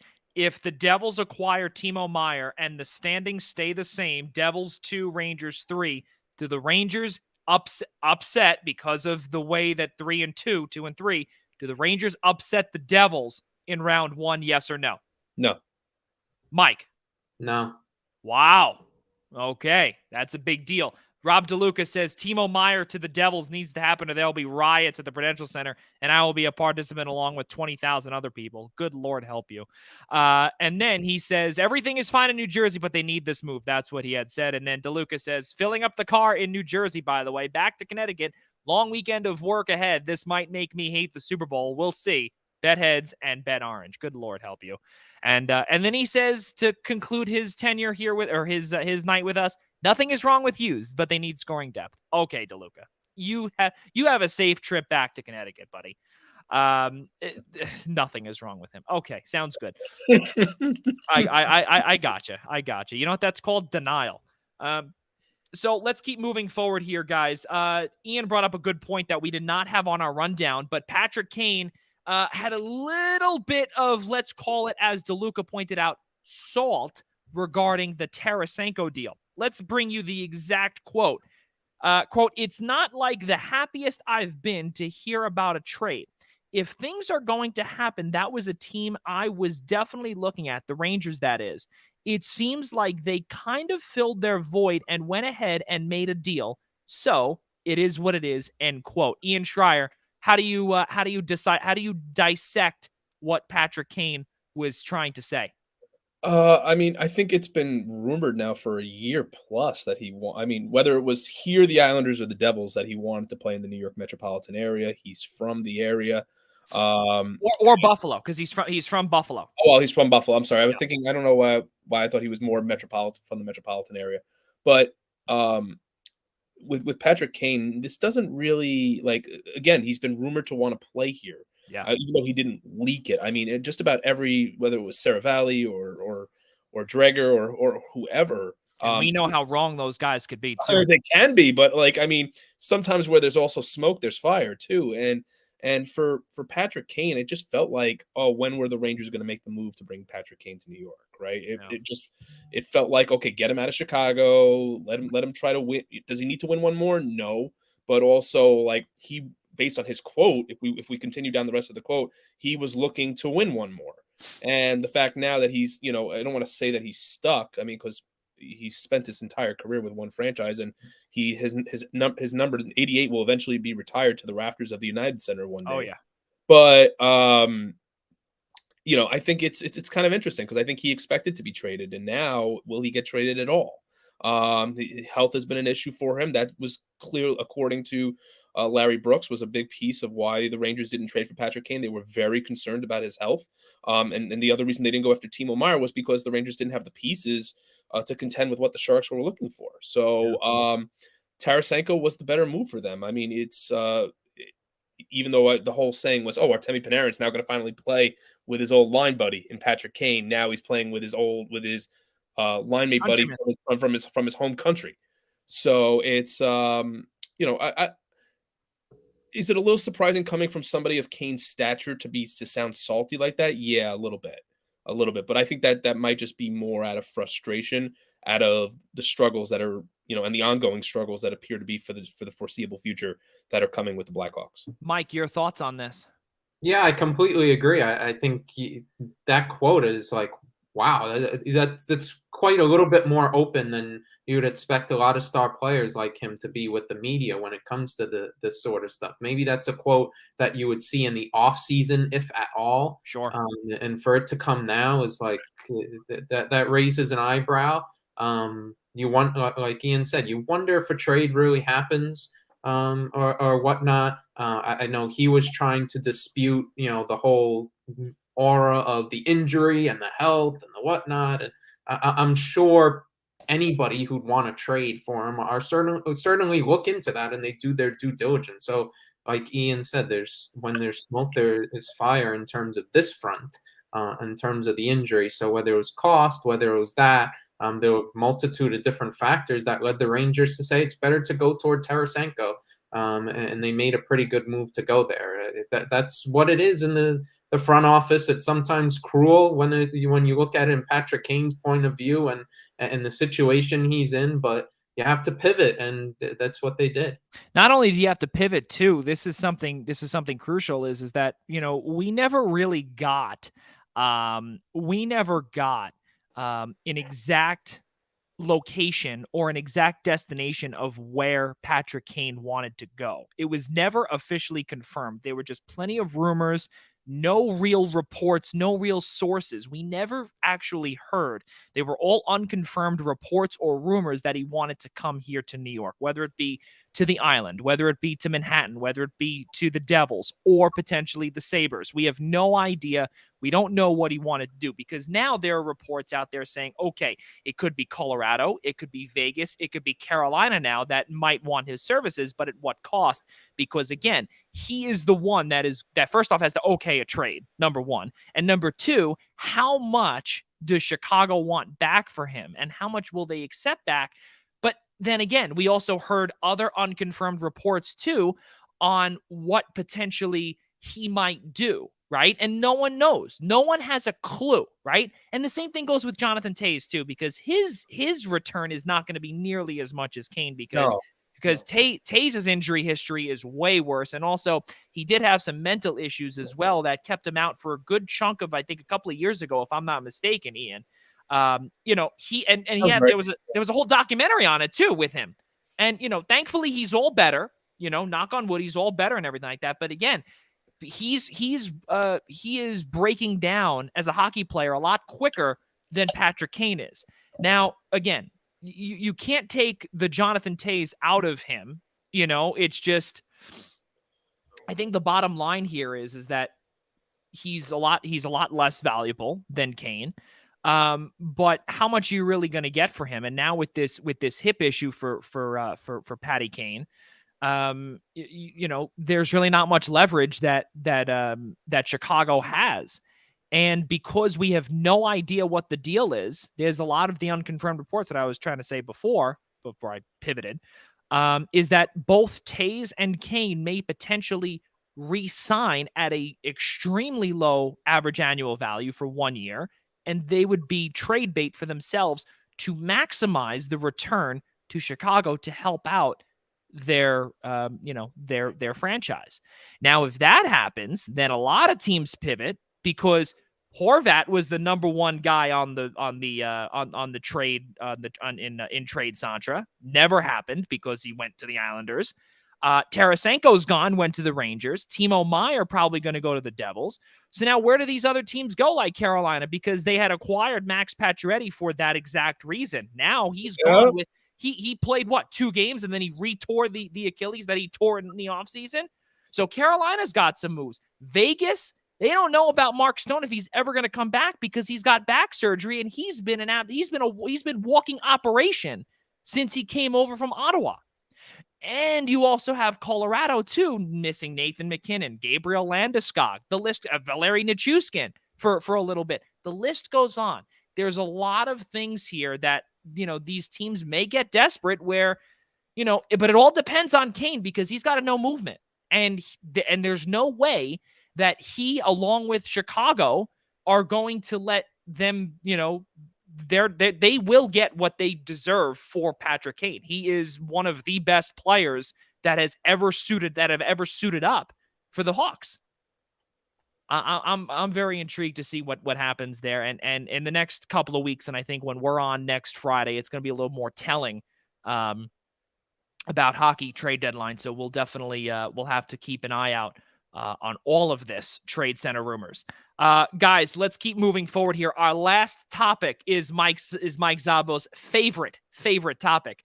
It is St. John's Red Storm basketball, and that's exactly where we're going to go towards. And we are going to throw it over to Mike Szabo, because we need to hear his grievances about the head coach, Mike Anderson. Yeah, I mean, this week was kind of just rock bottom in that, they lose again to Butler, very close game. They thought Joel Soriano had the game tying buzzer beater there, wound up goes to review. It was just late, thanks to the tip on the inbounds and whatnot. They lose a heartbreaker in that, again, another double-digit lead loss. It was at some point in the game, how many times we've seen this year, at some point in a game, they wind up having a double-digit lead, and they wind up blowing it as the game goes on and on. It's just a hectic, chaotic brand of basketball that just is not working right now. They keep on going back again to the blowing leads. They wind up not having timely possessions, not having timely baskets when they need to. They don't manage the clock well on certain possessions, and take the clock down, and then you get a shot off, things like that. 3-point defense we always talk about is always an issue. We can all go on and on about the rotations as well.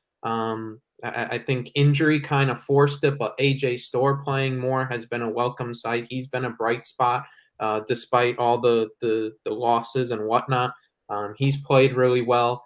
Joel Soriano continues to be a bright spot as well, but they just have a lot of issues scoring and really defending well. I think going back to what we said last week, Joey, I think it's hard to find at least one thing that this team really excels with.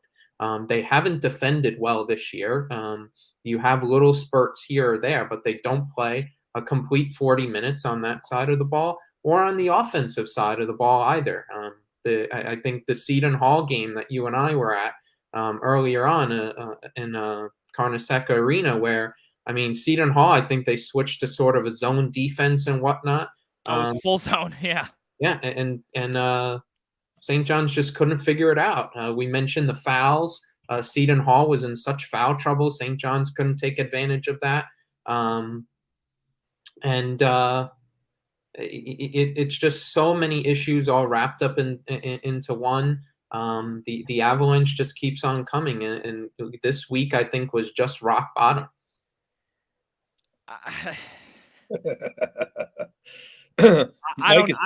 Mike is too nice. He really is. Ian, do you even want to touch? I don't even know if I even want to touch on this because this. I mean, do you want to moderate this, Ian? I mean, no. I mean, I just like we could sit here and have a whole 3-year debate about the tenure of Mike Anderson as head coach of the St. John's men's basketball program. And I think it's worse. And I don't mean to interrupt you, Ian, but I had brought this up, right? I had brought this up with a few guys in the Seton Hall media room, right? I won't mention names. We said point blank, the Mike Anderson era is worse than the Chris Mullin era, and that is a whole new low. Why? Why? Well, because at least they were successful to a degree under They Mullin. made the tournament. Yeah. I mean, they were part of the first four and got, that game annihilated. Here's the thing about his tenure, and you thought there was a glimmer of a moment early on where it was going to start turning around, right? Oh yeah, the 2020 national championship. Yeah, I know. Yeah. And then when they were on their way to beat Creighton, and then COVID decided to hit. Yes, they were on their way to a national championship. Go on. We were making a run, Joey. I know. We were in the lead. I know. Joey, please stop this madness before it gets really too much. 38 to 30 will forever live on. Go on. That's it. Yeah, but I mean, there was that one glimmer where you thought in this tenure that you thought that this program was going to start turning around. They were going to start finding success. And then that's when they gave him the extension. And then ever since then, it's just gone downhill. At this point in year 4, this isn't a project. This isn't a rebuild anymore. You've had time to bring in your recruits, to build in your philosophy of how you want to play. And it's really just not gone well at all, as an understatement. They continue to not play well in big games. They continue to not even come close to saying we're closing the gap on the top half of the Big East. They haven't had, one of those, upsets that you see at least once a year for a while now, and they've never turned that into anything consistent. I just think, just to put it in a simple metric, you see how bad they are in quad 1 games this year. They haven't had a notable win.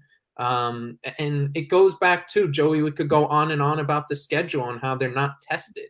And I will say this though, Mike, and just because I don't want to miss out on this point, is that I think the key, at least for this year for St. John's, okay, at least for this year, in terms of their competitiveness, 2 names come to mind right off the bat. The fact that, 2 points. The fact they lost Julian Champagny, the fact that he didn't come back for one more year made a big difference for them. And the fact that Andre Curbelo has been a massive bust. Yeah. I think that's really because now that Curbelo has almost become really a cancerous player for that program. Posh Alexander has strictly been a one-dimensional player. I will give credit to Joel Soriano. He's really been the one bright spot for that team. Obviously, losing Mathis has hurt, but I mean, this is I always go back to the same points about Mike Anderson and his hiring. Like, he came from Arkansas. I know he wasn't the first option, but he couldn't win in the SEC. And now Eric Musselman's got that team pretty much contending for the NCAA tournament every single year with basically what were at the time his players.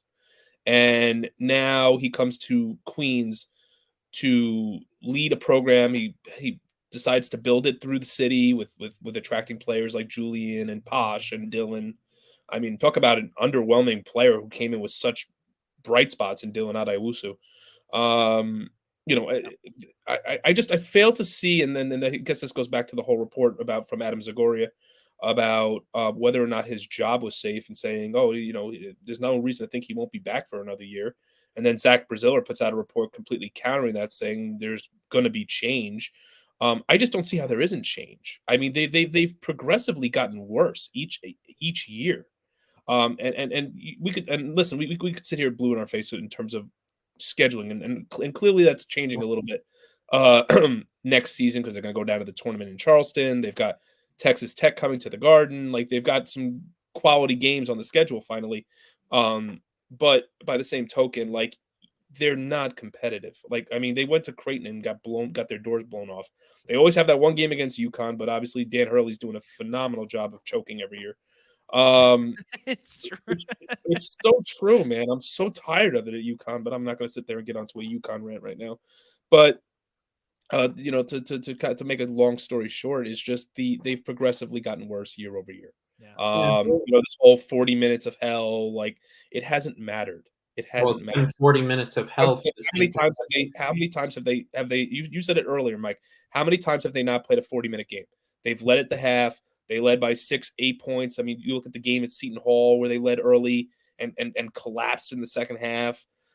There's just, and I'm sure Joey can continue on this, but it's just there has to be some kind of change. Has to be. I mean, you look at all the other coaches right now around the Big East.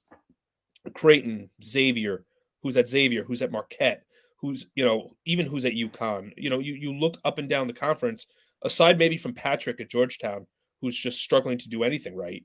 But at the same time, I mean, you got to look at your competition and say, this is where we need Providence. Like, this is where we need to be. And St. John's is not close. And not only that, too, this is the last point, just since we do have to wrap up. The last point here, Ian, you brought up about the other coaches in the conference. Look at Shaheen Holloway. He's dealing with players that are not his own, and he's outpacing a lot of these other teams. Granted, they may not be able to close out games sometimes or whatnot, but again, you look against Creighton, they had a 6-point lead. Unfortunately, they then lost, but again, it was expected. Tomorrow's game, St. John's and Providence, I think will be kind of the final toe in shoe type thing, or foot in the shoe, where these fans might seriously have an uproar. I don't know. I think that's where I'm going to leave it off at. And I think that we should definitely leave it off at that, because next Friday, there will still be a few more games that St. John's can kind of, we'll be previewing the Creighton game as well the next day, which could be an absolute abomination. But hey, listen, like I said, what's before we sign off, what's your prediction for tomorrow? Oh, my prediction tomorrow, St. John's, they'll be up by 12 and then they'll lose by 23. That's just me. But that's where I'll leave it. Just to kind of say about Zagoria's report, there's 11.7 million reasons why that Mike Anderson could potentially be back. Guys, our show is complete. Let's go to our kudos. Mike Szabo, kudos, take it away.